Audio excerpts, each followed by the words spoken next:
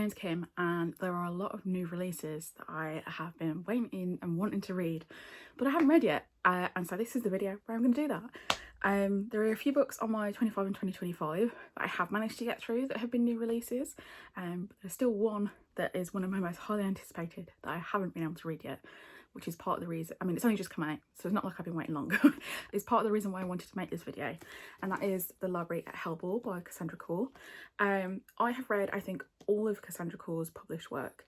I started with The Salt Grows Heavy, which I really liked. I gave it 4 stars, and then last year I read The Dead Take the A Train, which is co-written with Richard Kadri, and that was a 5-star read for me. And this one seems really aligned with those two works, and so I'm looking forward to reading it. The quote on the back says, "Punk rock, eldritch god, carnage fueled, battle royale dark academia" by Olivia Blake, and that sounds like a little bit of me, if we're being honest. The actual plot itself is about this school called the Hellbore Technical Institute for the Gifted, and it is the premier academy for dangerously powerful, the Antichrist, Ragnaroks, World Eaters and Apocalypse Makers. And our main character is kidnapped, forcibly enrolled, and ends up there, and they have to essentially get out, and it's a little bit of a survival thing that they have to compete with essentially.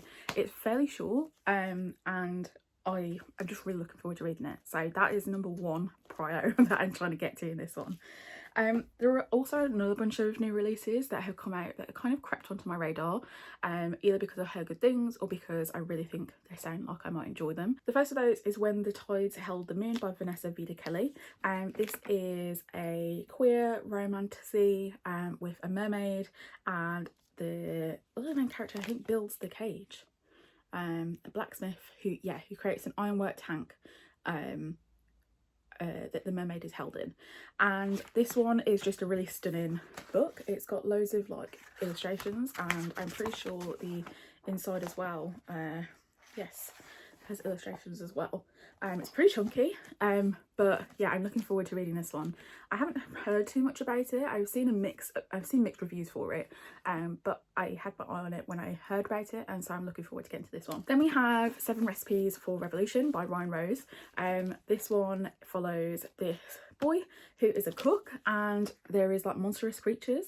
It kind of reminds me of Dungeon Meshi. What's the English version?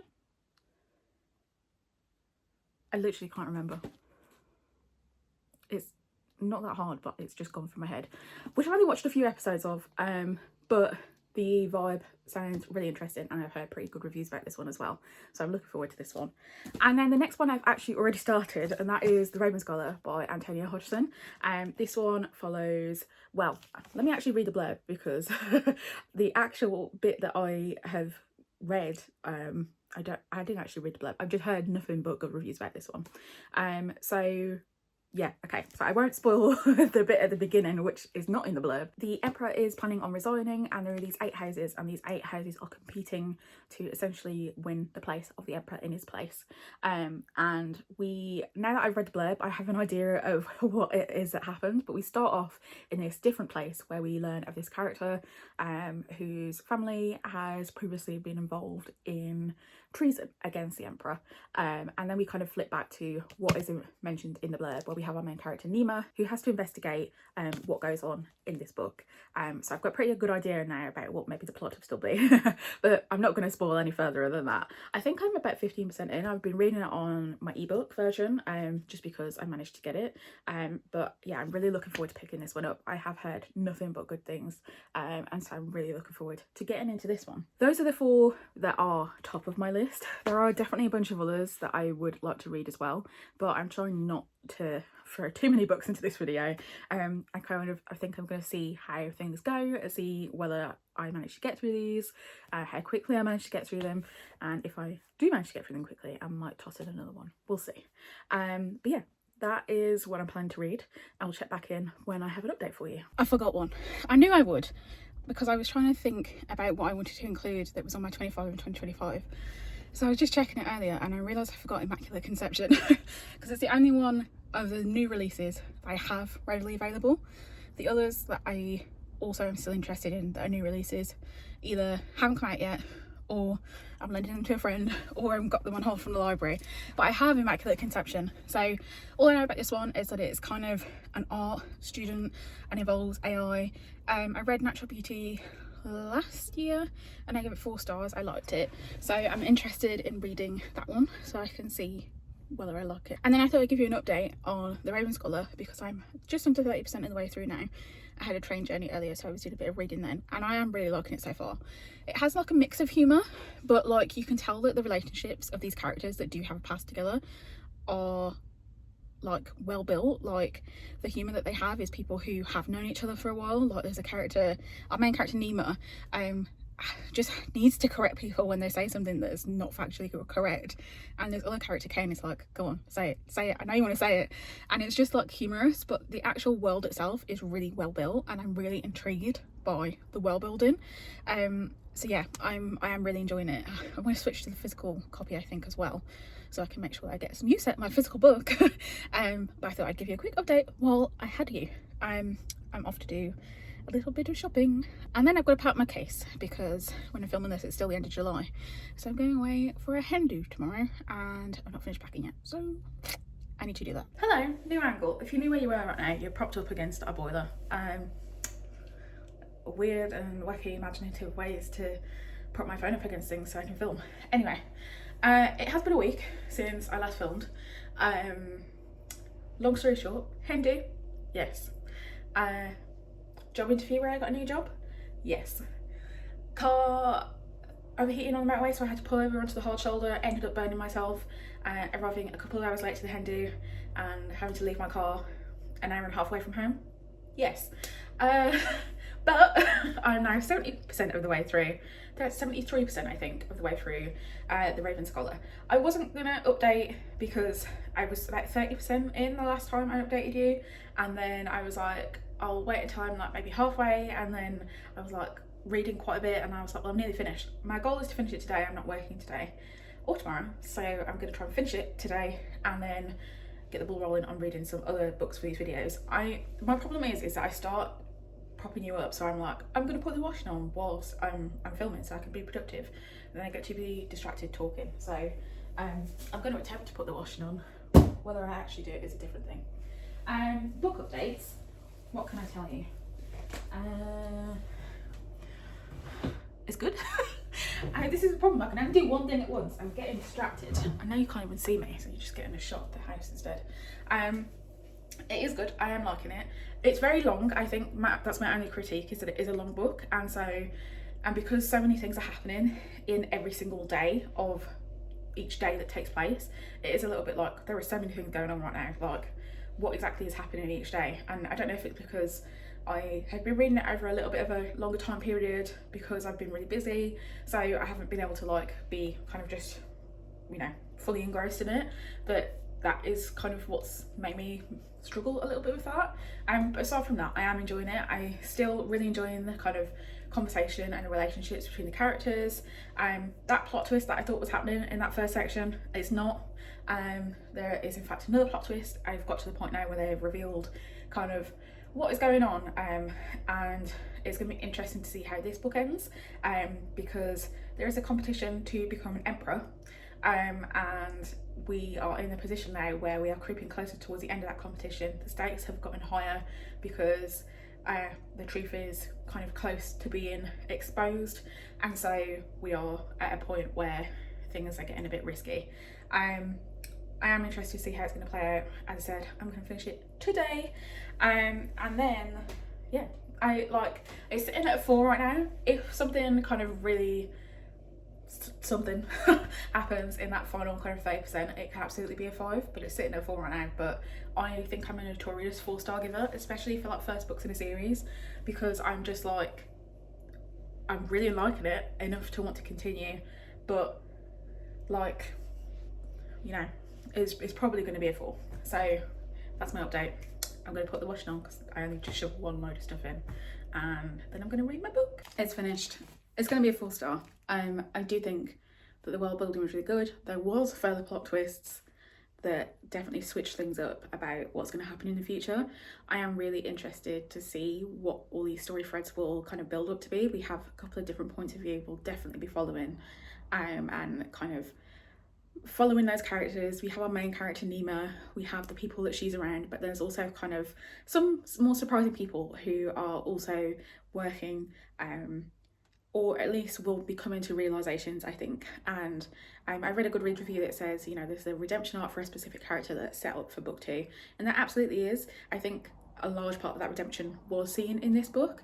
That character's a very flawed character, but ultimately he was manipulated and a pawn in people's games, and so I really liked that character. If you read it, you'll know who I'm talking about. I think it'll be really interesting to see his progress in book 2, because I think there were some really nice moments that laid the groundwork for his progress in this one. That means I can now move on to Library at Hellball, because this is my most anticipated. It's definitely the one that I want to get to next. It's 268, oh wait no, let's see, is that the acknowledgements? No, 268 pages, so really not that long at all. Definitely will get through it this weekend, and I'll let you know what I think when I start it. 50 pages in, you're actually balanced on the book, so I can't show you, but I'm lowering my expectations. It's very purple prosy, which previous Cassandra Core work has been also, except it feels quite a lot in this. It feels very similar to Nothing But Black and Teeth in the setup of the situation, where there is a group of people who are thrust into this situation where there are forces working against them, and they are kind of at each other's throats, and so they have to kind of deal with that. I've got this set up in the premise. There is this school called the Hellball Technical Gifted Institute for the Gifted, I forget, and not everyone goes there willingly, but it's a world where magic and powers exist.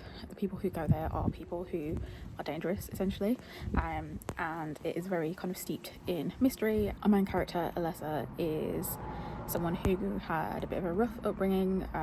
She killed her stepdad, and so that was kind of like her inciting incident. And we wake up with quite a kind of catchy opening chapter where someone is dead, and it kind of makes you think, what's going on? For you to immediately be thrust into this situation where, as it says in the blurb, the faculty are not who we think they are. And so 50 pages in, we've got a little bit of a backstory. We are switching we're switching timelines as well, where we're seeing early days when Alessa first arrives at the school, and kind of what is expected throughout the year, and then it's a little bit of a conversation to reader. So Alessa is talking to us at some points with, you know, kind of, I mentioned that so-and-so, when so-and-so died, but just you wait and you'll find out more about that. There was one bit, I'll have to take a clip or something afterwards, that was really, I had to stop and reread the sentence like 3 times, because I was like, I don't think it's necessary for it to be so purple prosy. So expectations reduced. We'll see. I'm 50 pages in already though, so I do think I'll be able to finish it. I mean, probably today, to be honest, if I actually focus on it, but we'll see. I liked it more than Nothing But Black and Teeth, which was a 2.5. So I have to give it higher than that. However, yeah, this one was a bit of a disappointment. Where do I even begin? So I finished it last night. It is very short. Character-wise, it feels very similar to Nothing But Black and Teeth, where we have a bunch of characters who are all they don't really get along. For this, it has, I mean, they both kind of had valid reasons. The other one, it was a mix of like exes and stuff. In this, they're all kind of trained to not like each other, and so that's part of the reason why they're so kind of at odds with each other. You don't really have many allies in this place. But our main character is just very similar to the main character in Nothing But Black and Teeth, who is very sharp and doesn't really have personality outside of being rude and unlikable. We have a second character named Rowan, who is this, it's not deaf worker, that was it, who is one of those characters who can't touch things because like they drain the life out of people, and so there's obviously an element of mystery to that, except he is, I don't want to say sleazy because I wouldn't say he's like, I mean he is a little bit, but it's not like, it's clearly comedic relief where he's making jokes being like, oh, like, you know, maybe we could do this, and like, but sometimes it's a little bit vulgar, and that seemed to be like his only personality trait. And then we have a couple of other characters and they just felt really 2D characters of like a specific kind of trope of a character, like someone who's really kind of quiet and mysterious, and someone who's kind of a little bit like, you know, really upset and stuff like that. We have different timelines where we're switching between the present day, which is after the incident in this, and then we have before, where we learn a little bit more about Alessa and her introduction to the school and the kind of people that we now know that we meet in this day, the 3 days that they're stuck in this library when they're trying to survive. World building wise, I think, like, I don't think there was enough world building. It was like, you know, these people, magic really exists in this world, and they are basically people who are sent to these places if they're found to be magic, and controlled essentially, and so it's very hush hush and not much is known, which I suppose adds to the element of the fact that Alessa doesn't know that much about it, but it means that there is not really much expanded on. The language is very flowery, it's very purple prosy. That line I was talking about yesterday, let me see if I can find it. So I tried to remember what page it was. Some trick of the light and the paint on the walls sheened her eyes with a bruised plum purple, with an oil slick iridescence, like a crystal had shattered there in her pupils.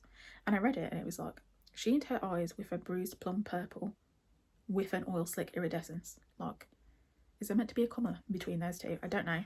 And then there was another bit where it was talking about how Rowan was smoking, and it was like, he started smoking and the room was stagnant with smoke, and I was like, you could have said he lit his cigarette and the room was stagnant with smoke. Like, my major pet peeve that I have is when two words are used really close together in the same sentence when there is a word that could be used instead. Yeah, this one was a letdown for me. So it's a 3, but just I did like it more than Nothing But Black and Teeth. There is very gory, I have to say. I think the body horror in this is really good.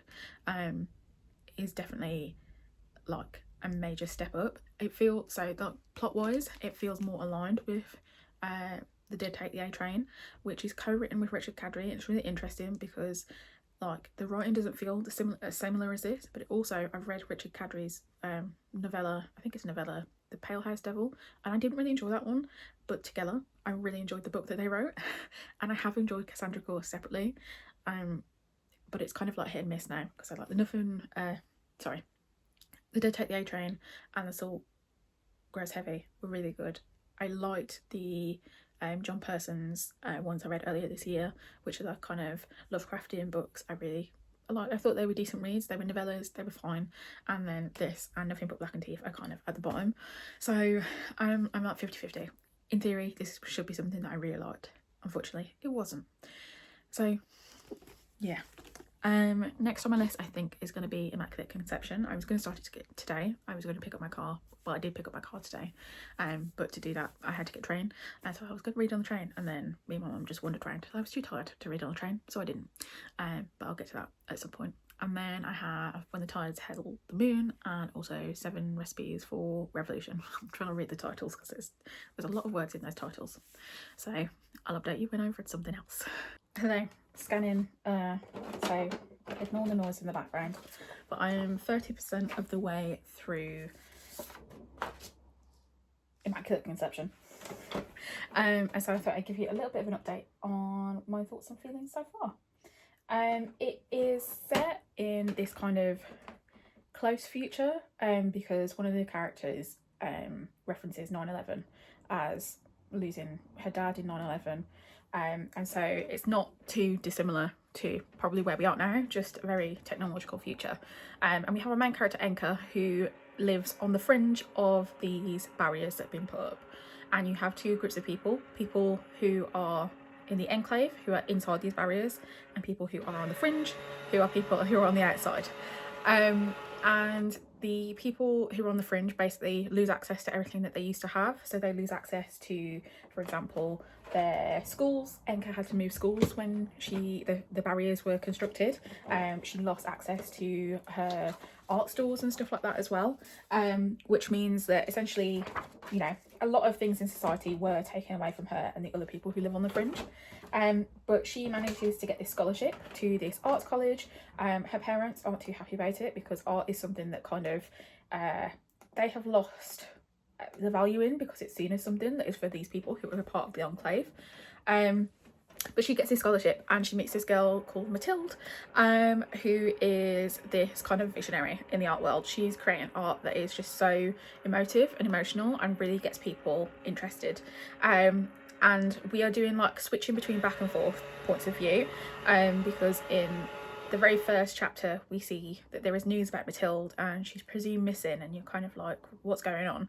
And so we're switching back and forth where we have these perspectives of Enka as she is older, as she's married, as she's part of this kind of technological huge corporation, and we're slowly starting to see how she gets to that point. So the bit that I'm at currently, she is, I mean, she's codependent and she's obsessive. She's definitely obsessed with Mathilde, and she kind of is like, how can I replicate what she is creating? Because there is this knowledge that essentially technology and AI is being used to mine artists' work, and so they've been recommended that they can't produce certain artworks if they're found on this database, because it means that they could get sued. And obviously they're essentially struggling students, like they're not in the school has basically said, like, you're on your own if you attempt to fight this, like you need to find money to fight this. And Enka, being on the fringe, can't afford to do that. So she is kind of struggling with her art, but Mathilde is kind of just transforming at the same time and doing things that are controversial and that are getting people talking. And so it's a lot about the art that exists and the kind of the loss of it in the face of technology and how times are changing and moving. So it's definitely a very current conversation, it feels like. Writing wise, I think I prefer the writing. It's very similar writing to Natural Beauty, but I think I prefer that at this point. I did read that last year. It's at the beginning of last year, I think. At the moment though, there is just not a lot that has happened. It is very much talking about Mathilde a lot. As I said, like, Enka is kind of obsessed, and so everything that she's doing is kind of inspired by what it is that Mathilde has kind of said that she wants to do. She's now met up with this corporation that Mathilde says she's interested in working with, who are the corporation who basically help construct these barriers, and they have basically offered her a position essentially, or at least offered her the opportunity to shadow what is going on, instead of taking part in these trials. So that's where I'm at. I think I'm 29% of the way in, so hopefully this wasn't too late. I can barely hear anything with these on, they're noise cancelling. I'll go and see when I edit it, but I'm not changing it, so yeah, hopefully I'll be able to read a bit more of that today. It's okay so far. I'm not like, I guess at the moment there is not enough information for me to kind of fully understand what the kind of hook is. I know that Mathilde, there is something about this corporation that Mathilde has you know, been commodified by, and that Enka has basically become one of the people who have commodified her, I think is kind of what I'm sensing. And so it's interesting to see how eventually she'll get to that point. We're already starting to see how it builds to that. I'm kind of interested to see what it brings up, but at the moment it's not like, it's kind of feels like it's a slow burn. It doesn't feel like it's as obvious as in Natural Beauty that something was very clearly funky from the get-go. So yeah, that's where I'm at the moment. I have finished Immaculate Conception. This one is kind of a weird one. I didn't not like it, but I also didn't like it. I think it's well written. I think it has lots of commentary on very contemporary topics. I think that the themes of kind of despicableness are really well written, and I don't think that the reason why it wasn't for me wasn't that the characters were unlikable. I think that they were unlikable in a good way. Like, it was in depth enough for me to feel anger and frustration about the way that a specific character was treated and the choices that our main character was making, which were selfish. I think it was really well written. I just don't think I really vibed with it, and I don't really know why. I think I'm giving it a 3.5 because I don't think it was bad. I just don't think it was for me, if that makes sense. It kind of follows two main conversations. The conversation around agency, which I think also featured a lot in Natural Beauty, and for some reason, like, I don't know if it's because it's the only other kind of adjacent and like barely adjacent book that I've read, but Annie Bot comes to mind, specifically thinking about the agency of people and the agency of people when you're surrounded by such high-tech technology. So that one kind of comes to mind as a comparison, even though they are very different. And then there's obviously a conversation about art and technology and the fear with technology, the fear about what it can lead to, the power that it kind of strips from you, that it strips from others, the agency surrounding that, the conversation about what art really is and whether art is something, how it can be mixed with technology. There's commentary on class. I think that some of the conversations were less detailed, and I think maybe I would have liked to see more aspects of that. Conversations around Logan, who is Enka's husband, because once in the beginning we had that mix between different points of view, but then it switches to present day after that, and so we spend a lot of time with Enka as a grown adult, and the kind of decisions that she makes as an adult that are very selfish and that shows she doesn't have other people's interests at heart. Does she at the end? Maybe. But after a whole lifetime of other things happening and consequences being faced. So yeah, it's a weird one. I'm kind of in mixed thoughts about it. I was like, I don't think that I majorly disliked it. I just don't think, like, I think I prefer Natural Beauty, which I gave a 4. I don't think this is like, yeah, it was still a strong book. I still found it quite engaging to read. I just don't think the vibe was for me. So I'm settling on a 3.5. I will still definitely read from Ling Ling Hong in the future. I'm still intrigued to see what she puts out. I do feel like this was, I don't want to say whimsical because it wasn't whimsical, but the writing style was way more literary, I think, which maybe is part of the reason. Because it's a horror book, but it's a sci-fi book. It's a technological future sci-fi book first and foremost, which I think also probably played part in it, because I definitely think out of speculative fiction, sci-fi is, I don't want to say my least favourite, but I go for a certain type of sci-fi. I do love a sci-fi that is really well explained, but I think I prefer my sci-fi in a literal, we're in space sense, as opposed to a kind of literary sci-fi sense, if that makes sense. But yeah, that brings me to the end of that. I think the next one that I'm going to pick up is When the Tides Held the Moon, because it is more of a romance or romantasy, and so it'll break up a little bit, because I kind of read fantasy, horror fantasy, sci-fi, and then I'll read that, and then I'll go back to fantasy with 7 Recipes for Revolution. That's 2 for 2 on books in my 25 and 25 in this video though, which I'm quite pleased with, because I kind of have not made as much progress on that as I want to. I'm going to try and keep chipping away at it for the rest of this year, but definitely come December you will see me frantically trying to get through the rest of those 25 because I am nothing if not a completionist, and I will want to finish pretty much every book on that list. But that's a problem for another video.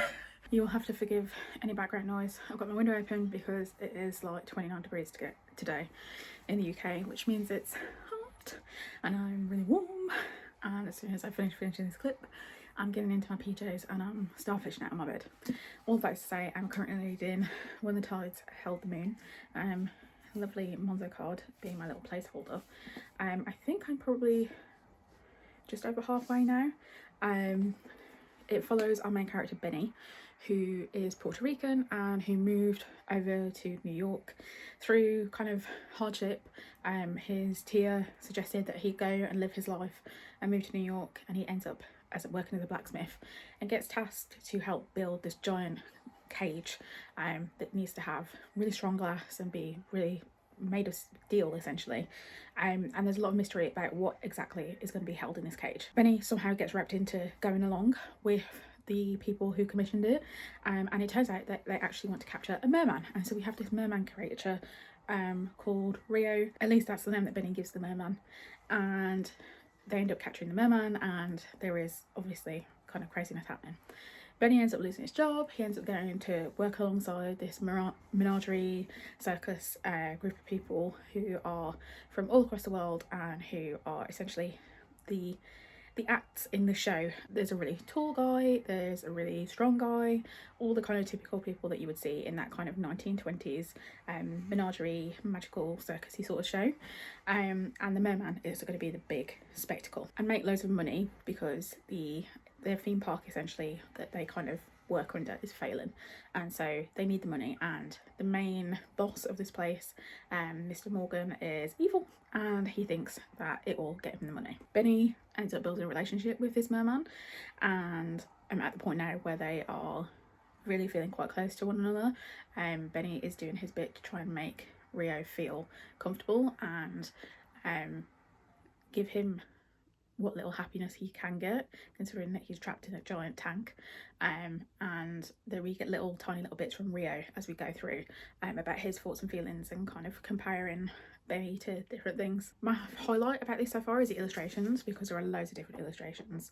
I'll have to find one that isn't spoilery because some things might give it stuff away.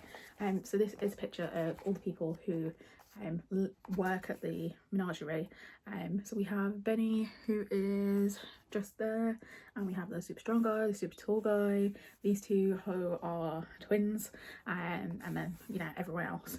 And there are illustrations kind of just spread throughout.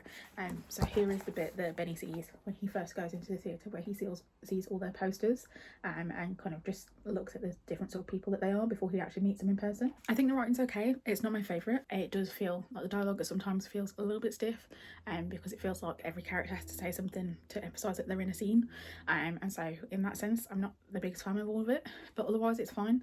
It is 440 pages, which feels like a lot. I'm currently 229 pages in, so literally this much left to go. I kind of don't understand why it needs to be that long.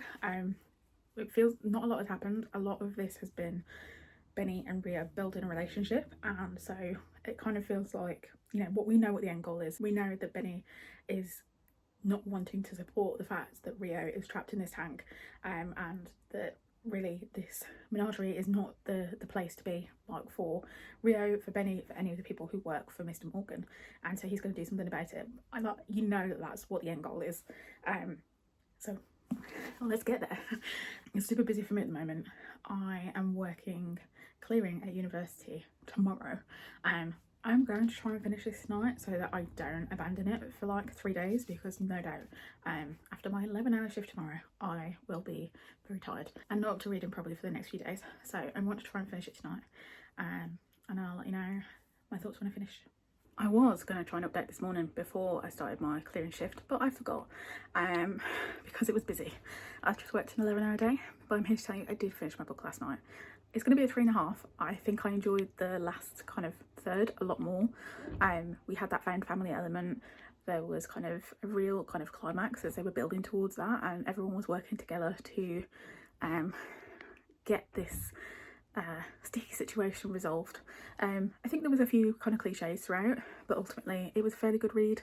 I think that I would recommend it if you're looking for a romantasy, and again for the illustrations as well. There were some really nice illustrations. I'll try and take some pictures now and add them in so that you can see them. I did read the first chapter, the kind of prologue in the first chapter of 7 Recipes for Revolution before I went to bed, because I managed to finish it quite early, and I have to say I'm very intrigued, I'm very interested, and I'm looking forward to reading it. I don't know if I'm going to read much tonight. I might try and read a chapter or two just to kind of keep me in the mindset of it, but so far we have this character named the Butcher. The first chapter is told in the future, and we know that there is this, I forget what the word was now, it began with an E, not enrichment, I'll put it here, this power that they can get, and the Butcher is kind of like in a really precarious situation, and then we flip back to the past, and it's kind of written like a chorus of, I forget what it's called, the Jen Lynn's book. But yeah, I'm looking forward to reading more. Quick little over halfway update. I'm 60 something of the way percent through 7 Recipes for Revolution, so bear in mind for getting that one out. I'm still liking it so far. We have those back and forth parts that it's been told in, and we're flitting constantly back and forth, and there's definitely other things going on at the same time. All of these hints of things, this relationship that this archivist who is taking down all these notes, and that the butcher, their previous relationship that they have, we haven't quite found out who this archivist like really means to the butcher, what their relationship really is, but I feel like we're slowly getting to unravel that, because we now have a link between the archivist and a group of people who impacted the butcher when the butcher was young. There has been some plot twists. This is, as it says in the title, about revolution. It's about revolt. It's about people not being able to get food, and food is like the whole point of this book, and I really like the way that that's done. So we have a lot of words and lingo that revolve around food. They say like, oh, starving, if as in like an exclamation, and there's little recipes embedded throughout, and there is also a really small thing, but one of the characters has an allergy, and that is I mean, at this point, not like a plot point, but it's taken seriously, and you could argue that the character who is taking it seriously is probably doing it for their own benefit in a way, because it's disrupting things in their kitchen, because this character had an anaphylactic reaction. But also, I think you could also argue that it was more them taking it seriously because they care so much about food that they saw that there was an anaphylactic reaction and they were like, you are not coming in my kitchen when we cook your allergen. Like, that's just not happening. And protecting the character, because there's a bit of back and forth about that character's true intent. But I liked that was put in, because I genuinely don't think I've read a book where a character has an allergen, like at all. And considering one of my close friends has a severe allergen and has anaphylaxis, it was kind of nice to see that in there as a representation. But yeah, I think I will finish it, if not tonight, definitely tomorrow. It's definitely a really unique fantasy, and I would definitely recommend it if you were looking for reading something unique. It's definitely going to be one of those ones that I point out this year that has kind of probably stuck out the most in my mind. I don't know what the rating's going to be yet. I feel like it's probably sitting at a 4, but that is typical me with first books in fantasy series. Everything's a 4 pretty much. But yeah, we'll find out soon. I finished it. I am giving it 4 stars. I stand by what I said. I think the magic system is really unique. If you're interested in a fresh fantasy which has different magic and just curious creatures and ways of unveiling the plot, I definitely recommend it. I think that there was a few character things that were just a bit like which kind of drove it down. I made it a 4 instead of a 5, but I will definitely be interested in reading the rest of the series, because it finishes on a cliffhanger. We have this relationship between this butcher and this archivist, and we know that the main events of this story happen in the past, like something like 12 years in the past or something, and so there's all this time between the present day and the beginnings of this butcher and how he came to be. So it'd be really interesting, I think, to see just how things kind of spiral. There's definitely a lot of things that they've left open-ended that will be interesting in future books, and I think there's literally in the front already the names of the next books. So you've got 7 Recipes for Revolution, 8 Tastes of Treachery, and 9 Courses of Calamity. Yeah, I think this is well worth it if you're interested in a new fantasy, especially one that's published this year. So definitely pick it up if you get the chance. And with that, I'm done. That is my new and anticipated reads. I was hoping to have this video out sooner, but then work got in the way, which is not entirely unsurprising considering it's a really busy time for universities and that's where I work. So this is it. This is the video. I feel like I had 50-50. I had some good books. Ravenskull I really enjoyed. Some Recipes for Revolution I really enjoyed. And now I need to get back to reading other things that I had planned, because when I'll get this other video out this month, I don't know. Only time will tell.